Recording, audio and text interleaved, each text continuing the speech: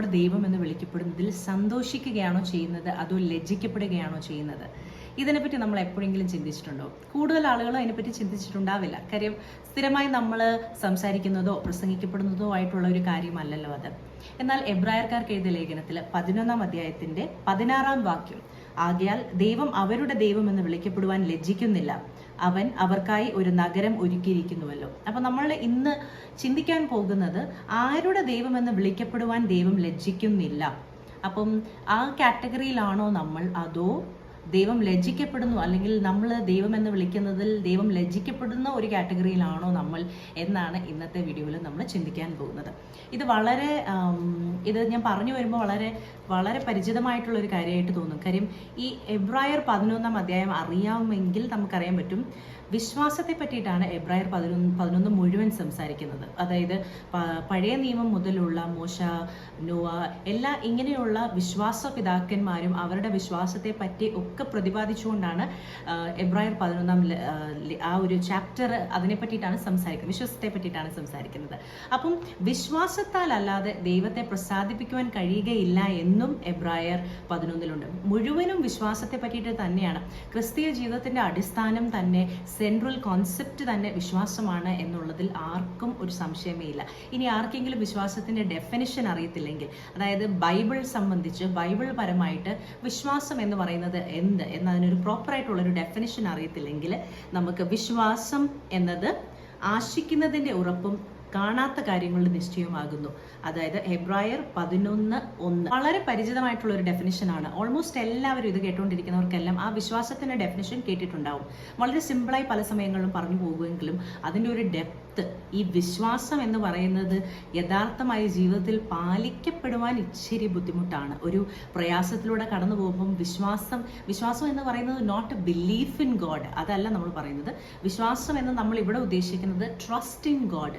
ദൈവം നമുക്ക് നല്ലതേ ചെയ്യുള്ളൂ, അല്ലെങ്കിൽ നമ്മളുടെ നന്മയ്ക്ക് വേണ്ടിയിട്ടാണ് എല്ലാ കാര്യങ്ങളും നടക്കുന്നത്, അല്ലെങ്കിൽ ഒരു complete surrender in God, which means എന്ത് സംഭവിച്ചാലും എൻ്റെ വിശ്വാസം ഞാൻ കൈവിടുകയില്ല, എൻ്റെ നന്മയ്ക്ക് വേണ്ടിയിട്ടാണ് ദൈവം ഇത് ചെയ്യുന്നത്. കാര്യം ദൈവത്തിൻ്റെ പദ്ധതികൾ നമ്മളുടെ പദ്ധതികളെക്കാളും നല്ലതാണ്. എന്തുകൊണ്ടും നല്ലതാണ്, അല്ലെ എന്തുകൊണ്ടും മികച്ചതാണ്. നമ്മളുടെ കണ്ണുകൾക്ക് കാണാൻ കഴിയാത്തത്, നമ്മളുടെ കാതുകൾക്ക് കേൾക്കാൻ കഴിയാത്ത രീതിയിലുള്ള നന്മകളും അനുഗ്രഹങ്ങളുമാണ് ദൈവം നമ്മൾക്ക് വേണ്ടി തന്നിട്ടുള്ളത്. അപ്പം ഇതിൻ്റെയൊക്കെ അതുകൊണ്ട് തന്നെ ട്രസ്റ്റിംഗ് ഇൻ ഗോഡിനെ അല്ല നമ്മൾ വിശ്വാസം എന്ന് പറയുന്നത്.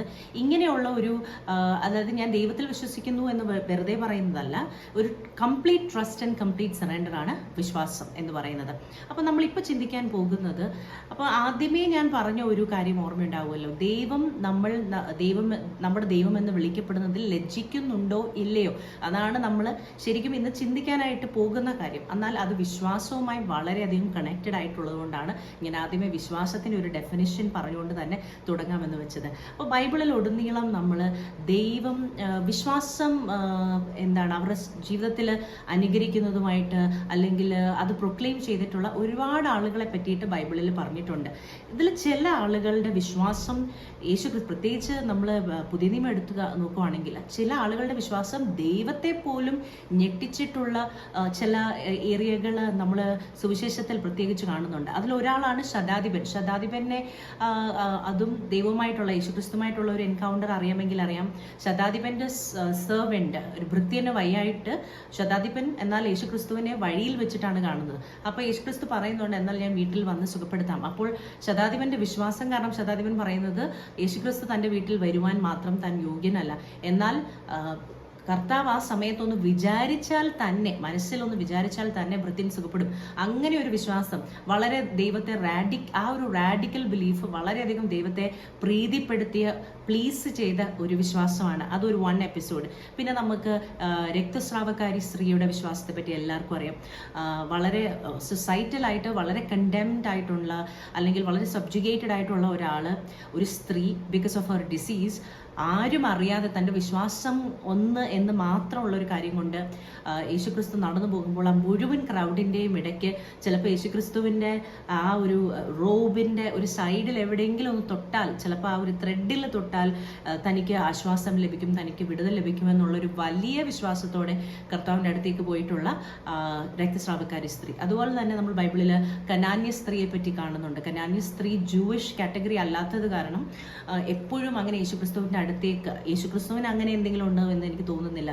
ബിക്കോസ് നമ്മൾ കണ്ടതിൽ ഏറ്റവും കൂടുതൽ ഇക്വാളിറ്റിയെ പറ്റി സംസാരിക്കുന്നത് ജീസസ് ക്രൈസ്റ്റ് ആണ്. എന്നാൽ ചുറ്റുമുള്ള ആളുകൾ, കൂടെ ഉണ്ടായിരിക്കുന്ന സ്കോളേഴ്സ് ആയിട്ടുള്ള ആൾക്കാർ, അങ്ങനെയൊക്കെ ഉള്ളവർ ഉള്ളപ്പോൾ ചിലപ്പം ഒരു കനാന്യ സ്ത്രീക്ക് നേരിട്ട് വന്ന് സംസാരിക്കാനോ ആ ഒരു സൈക്കിളിൽ, ആ ഒരു സർക്കിളിൽ വരാനോ ഒന്നും പറ്റത്തില്ലായിരിക്കും. അപ്പോഴാണ് കനാന്യ സ്ത്രീയുമായിട്ടുള്ളൊരു കോൺവെർസേഷനിലാണ് അപ്പം മക്കൾക്കുള്ള അപ്പം നായ്ക്കുട്ടികൾക്ക് കൊടുക്കില്ലല്ലോ എന്ന് പറയുന്ന ഒരു കോൺവെർസേഷനൊക്കെ. അവിടെയും കനാന്യ സ്ത്രീയുടെ വിശ്വാസം ദൈവത്തെ വളരെയധികം പിന്നെ ഞെട്ടിച്ചു കളഞ്ഞു. ആ ഒരു വിശ്വാസം ഇപ്പം നമ്മൾ ഈ പറയുന്ന 3 എക്സാമ്പിൾസിൽ അവരുടെ വിശ്വാസം ദൈവത്തെ വളരെയധികം പ്ലീസ് ചെയ്യുന്ന വിശ്വാസം, അതായത് ദൈവത്തെ പ്രീതിപ്പെടുത്തുന്ന ഒരു വിശ്വാസം ഈ 3 ആളുകളുടെയും ജീവിതത്തിൽ നമുക്ക് കാണാൻ കഴിയുന്നുണ്ട്. അവരുടെയൊക്കെ ജീവിതത്തിൽ അവർ ബുദ്ധിമുട്ട് അനുഭവിച്ചിരുന്ന ആ പർട്ടിക്കുലർ കാര്യത്തെ ദൈവം അതിൽ നിന്ന് വിടുതൽ കൊടുക്കുകയും അവരുടെ ജീവിതങ്ങളെ അനുഗ്രഹിക്കുകയുമാണ് നമ്മൾ ആ സമയങ്ങളിലൊക്കെ കാണുന്നത്. ബൈബിൾ ഇതുപോലെ തന്നെ വിശ്വാസത്താൽ ദൈവത്തിന് പ്രീതി ഉളവാക്കിയ കാര്യങ്ങളുണ്ടെങ്കിൽ അതുപോലെ തന്നെ ചിലരുടെ അവിശ്വാസവും ദൈവത്തെ ഡിസ്റ്റർബ് ചെയ്തിട്ടുണ്ട്. അതിലെനിക്ക് തോന്നുന്നു ഏറ്റവും പെട്ടെന്ന് മനസ്സിൽ വരുന്ന ഒരു എക്സാമ്പിൾ ചിലപ്പോൾ പത്രോസ് കടലിൽ കൂടെ പോകുന്ന സമയത്ത് ഓളങ്ങളും പ്രതികൂലങ്ങളും ഒക്കെ തട്ടുന്ന സമയത്ത് ശിഷ്യന്മാരുൾപ്പെടെ എല്ലാവരും പേടിച്ച്, എന്നാൽ അതിൻ്റെ അടിത്തട്ടിൽ കർത്താവ് കിടന്നുറങ്ങുന്നുണ്ടെങ്കിൽ പോലും, അത്ര ക്ലോസ് പ്രോക്സിമിറ്റിയിൽ ദൈവം ഉണ്ടായിട്ട് പോലും അവിശ്വാസം, കാര്യം മനുഷ്യരാണ്, അവിശ്വാസം വരും. എന്നാലും നമ്മുടെ ക്രിസ്തീയ ജീവിതത്തിൽ നമ്മൾ അവിശ്വാസത്തിലേക്ക് കടന്നു പോകാതെ വിശ്വാസത്തിൽ പിടിച്ചു നിൽക്കാൻ വേണ്ടിയിട്ടാണ് ഇന്നത്തെ ഒരു വീഡിയോ കൂടെ. അപ്പോൾ പത്രോസിന്റെ വിശ്വാസത്തെ പറ്റിയിട്ട്, അവിശ്വാസത്തെ പറ്റി, വിശ്വാസമല്ല അവിശ്വാസത്തെ പറ്റിയിട്ട് കർത്താവ് പറയുന്നത് അല്പവിശ്വാസി എന്നാണ് വിളിക്കുന്നത്. അപ്പം വളരെ ക്ലിയർ ആയിട്ട് മറ്റുള്ളവരെ, നമ്മൾ ആദ്യം കണ്ട 3 എക്സാമ്പിൾസിൽ പ്രീതി ഉളവാക്കിയ ഇതിൽ നിന്നും വളരെ കോൺട്രാസ്റ്റിംഗ് ആയിട്ടുള്ള, ഓപ്പോസിറ്റ് ആയിട്ടുള്ള ഒരു റിയാക്ഷനാണ് ഇവിടെ യേശുക്രിസ്തു നൽകുന്നത്. അതുപോലെ തന്നെ നമുക്ക് നമ്മളുടെ തോമസ് ലീഹ, ഡൗട്ടിങ് തോമസ് എന്ന് വിളിക്കുന്ന തോമസ് ലിയയും വളരെ ലാസ്റ്റ് മിനിറ്റിൽ വരെ ആണിപ്പഴുതിൽ പിന്നെ വിരലിടാതെ വിശ്വസിക്കില്ല എന്ന് പറയുന്ന, വളരെ ലാസ്റ്റ് മിനിറ്റ് റിസറക്ഷൻ കഴിഞ്ഞിട്ട് പോലും, അതായത് ഉയർത്തെഴുന്നേൽപ്പ് കഴിഞ്ഞിട്ട് പോലും അത്രയും വലിയ ഒരു ഫിനോമിനൻ കണ്ടിട്ട് പോലും വിശ്വസിക്കാത്ത, എന്നാൽ ഇതൊക്കെ അവരുടെ ഒരു തെറ്റായിട്ടല്ല പറയുന്നത്, ഇതൊക്കെ നമ്മൾ മാനുഷികമായി നമുക്ക് വന്നു പോകാവുന്ന ചില കാര്യങ്ങളാണ്, വിശ്വാസമില്ലാതെ വരുന്ന ഒരു കുറച്ച് കാര്യങ്ങൾ. അപ്പോൾ അപ്പോഴും കർത്താവ് പറയുന്നുണ്ട്, നീ കണ്ടിട്ട് വിശ്വസിച്ചു, കാണാതെ വിശ്വസിക്കുന്നവർ ഭാഗ്യവാന്മാർ. അപ്പോൾ നമ്മളിപ്പം ഇത്രയും നമ്മൾ നോക്കിയത് നമ്മളുടെ വിശ്വാസം എങ്ങനെ ദൈവത്തെ അഫക്റ്റ് ചെയ്യുന്നു, നമ്മളുടെ അവിശ്വാസം എങ്ങനെ നമ്മളുടെ it's not necessarily affecting God, but I would say that it is affecting our destiny, it is affecting where we are suppose to go.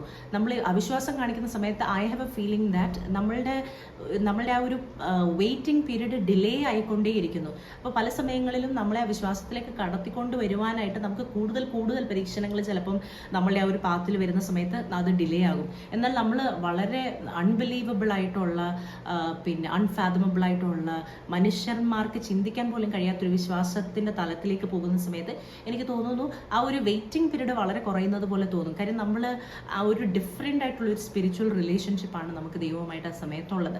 അപ്പം ഇനിയും ഞാൻ പറയാനിരിക്കുന്ന കാറ്റഗറി, ദൈവം നമ്മളെപ്പറ്റി സന്തോഷിക്കുകയാണോ, ദൈവം നമ്മളെപ്പറ്റി ലജ്ജിക്കപ്പെടുകയാണോ ചെയ്യുന്നതെന്നുള്ളതാണ്. അപ്പം നമ്മൾ ഈ കണ്ട ആളുകൾ, അതിൽ വിശ്വാസം ഉള്ളവരായി കണ്ട ആളുകൾ പലരും, അവരാരും ലോകം അവരെ പറ്റി പറയുന്നതിനെ കേൾക്കുകയോ അല്ലെങ്കിൽ അതിൽ വീണു പോവുകയോ അതിൽ അവരുടെ വിശ്വാസം നശിക്കപ്പെടുകയോ ചെയ്തിട്ടില്ല. അതിനൊരു എക്സാമ്പിളാണ് പഴയ നിയമത്തിൽ, ഇപ്പം നമ്മൾ പുതിയ നിയമം പറഞ്ഞെങ്കിലും പഴയ നിയമത്തിൽ നോഹയുടെ പെട്ടകത്തിൻ്റെ ഒരു എക്സാമ്പിൾ. പ്രാർത്ഥിക്കുന്ന മനുഷ്യനായ നോഹയ്ക്ക് ദൈവം ഒരു വാർണിംഗ് പോലെ കൊടുക്കുമ്പോൾ ബാക്കി ചുറ്റുവട്ടത്തുള്ള ആളുകൾ മുഴുവൻ ആ സമയത്ത് ഒരു പെട്ടകം നിർമ്മിക്കുമ്പോൾ ഉണ്ടാകുന്ന ഇപ്പോഴത്തെ ഒരു സൊസൈറ്റി അനുസരിച്ച് നമ്മൾ ഭ്രാന്തനെന്നും മട്ടനെന്നും ഒക്കെ വിളിക്കുന്ന ഒരു സെയിം ഒരു അവസ്ഥയിലൂടെയാണ് നോഹയും ആ സമയത്ത് കടന്നു പോയിട്ടുണ്ടാവുക.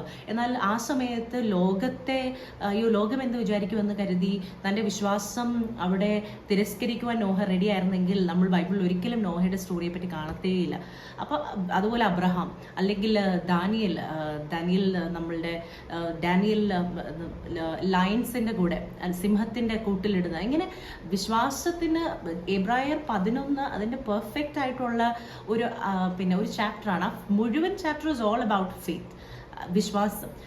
ഇപ്പം ഞാൻ I recommend everybody to go and read that chapter Hebrews 11. കാര്യം നമ്മളുടെ വിശ്വാസം നമുക്ക് ഇനി ഇച്ചിരിയെങ്കിലും അവിശ്വാസം അവിടെ ഇവിടെയൊക്കെ ഉണ്ടെങ്കിൽ ആ ഒരു അധ്യായം വായിച്ചു കഴിയുമ്പോഴേ നമുക്ക് നമ്മളുടെ പൂർവ്വപിതാക്കന്മാരുടെ വിശ്വാസത്താൽ നമ്മുടെയും വിശ്വാസം കുറച്ചുകൂടെയൊക്കെ സ്ട്രോങ് ആകാനായിട്ട് അത് ആ ഒരു ചാപ്റ്റർ വളരെ ഉപകരിക്കും എന്നാണ് എനിക്ക് തോന്നുന്നത്.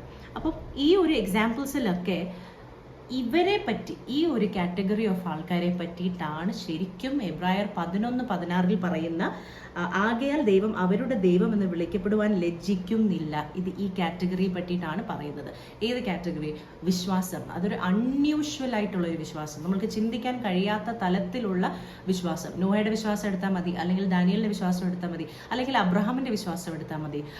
പ്രായം ഏറിയിട്ടും ഒരു സന്തതിയും ഒരു പ്രോമിസും ഉണ്ടെന്ന് പറയുമ്പോൾ ദൈവത്തെ ഡൗട്ട് ചെയ്യാത്ത ഒരു വിശ്വാസം. അപ്പം ഇങ്ങനെ അൺയൂഷ്വൽ വിശ്വാസമുള്ളവരുടെ കാറ്റഗറിയാണ് ദൈവം അവരുടെ ദൈവം എന്ന് വിളിക്കപ്പെടുന്നതിൽ ലജ്ജിക്കുന്നില്ല എന്ന് പറയുന്നത്. അപ്പം ഈ ഒരു വീഡിയോയുടെ ഈ ഒരു ഐഡിയ ഇത് എൻഡ് ആവുന്ന ഈ സമയത്ത് എനിക്ക് അല്ലെങ്കിൽ നമ്മൾ ഒരുമിച്ച് ചിന്തിക്കേണ്ട ഒരു കാര്യം, നമ്മളുടെ വിശ്വാസത്തെ പറ്റി ദൈവം എന്തായിരിക്കും വിചാരിക്കുക? ദൈവം നമ്മളുടെ വിശ്വാസത്തെ പറ്റിയിട്ട് അൺയൂഷ്വൽ ആയിട്ട് ശതാധിപനും അല്ലെങ്കിൽ രക്തസ്രാവക്കാരി സ്ത്രീയൊക്കെ കണ്ടുമുട്ടിയതുപോലെ ദൈവത്തെ തന്നെ അതിശയിപ്പിക്കും വിധമുള്ളൊരു വിശ്വാസമാണോ നമ്മൾ? I am sure that everybody is going through something. നമ്മളൊക്കെ എന്തെങ്കിലുമൊക്കെ ബുദ്ധിമുട്ടിലൂടെ കടന്നു പോവാണ്. പക്ഷെ എങ്ങനെയാണ് നമ്മൾ ആ ബുദ്ധിമുട്ടിലൂടെ കടന്നു പോകുമ്പോഴും വിശ്വാസം മുറുകെ പിടിക്കുന്നത്? ദൈവം അതിശയപ്പെടുന്ന രീതിയിലുള്ള ഒരു കാറ്റഗറിയിലാണോ നമ്മൾ, അതോ നമ്മൾ ലജ്ജിക്കപ്പെടുന്ന ഒരു കാറ്റഗറി, അതായത് വിശ്വാസം ഉപേക്ഷിക്കുന്ന രീതിയിൽ, അല്ലെങ്കിൽ അവിശ്വാസം വളരെ ഏറിയിട്ട് ഇനി ദൈവത്തെ കൊണ്ട് എന്തായാലും ഒന്നും ചെയ്യാൻ പറ്റുന്നില്ല എന്ന് പറയുന്ന ഒരു ഹോപ്പ്ലെസ് ആയിട്ടുള്ള ഒരു കാറ്റഗറിയിലാണോ നമ്മൾ?